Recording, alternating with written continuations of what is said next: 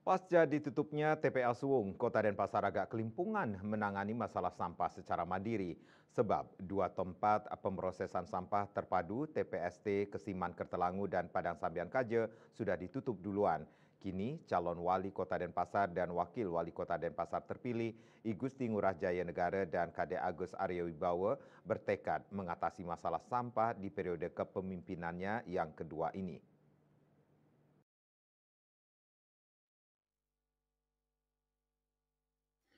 Seperti bangunan tak bertuan, itulah kesan yang kita tangkap jika menyaksikan bekas gedung TPST di Kesiman Ketalangu Kesiman, tepatnya di Jalan Bypass Ida Bagus Mantre.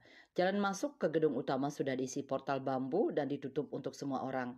Apalagi aktivitas pemrosesan sampah sudah tak ada lagi sehingga tinggal cerobong asap yang melongo sendirian. Cerobong asap inilah yang dulu dikomplain warga karena mendatangkan bau tak sedap bagi warga sekitarnya.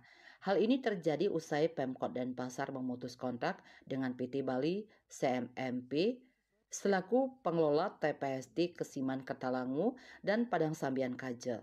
Warga mengatakan selama ini volume sampah yang datang di TPST Kesiman Kertalangu seringkali melebihi kapasitas pengolahan yang tersedia. Hal ini menyebabkan penumpukan sampah yang tidak terkelola dengan baik. Lalu, apa reaksi calon wali kota terpilih?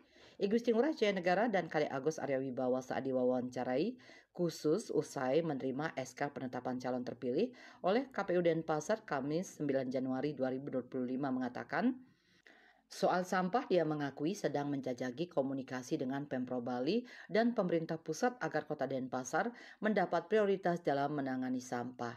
Bahkan wali kota akan mengundang investor baru berkualitas untuk diajak bekerja sama menangani sampah. Sedangkan soal TPST Kesiman Kertalangu, dia mengatakan sedang melakukan kajian dan progress report. Rencananya akan ditawarkan kepada pengusaha yang berkualitas untuk bisa dijadikan tempat pengolahan sampah yang modern.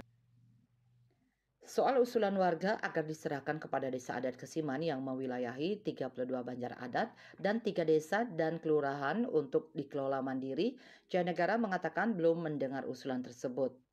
Namun dia menegaskan bahwa model demikian agak sulit karena menggunakan fasilitas dan aset tanah negara dan dana pusat. Kami memang sadari Denpasar masalah urgensinya karena itu masalah sampah dan kemacetan. Makanya kami butuh dukungan semua pihak, tidak hanya partai pendukung, kandidat nomor 1 pun termasuk dengan partai pendukungnya kami akan ajak. Dana pusat. Jaya Negara mengatakan, Kota Denpasar saat ini memerlukan tempat pengolahan sampah yang modern. Diperlukan teknologi pembakaran sampah yang canggih seperti di luar negeri. Tanpa itu, masalah sampah tak mungkin bisa diselesaikan secara tuntas. Swece Bali TV.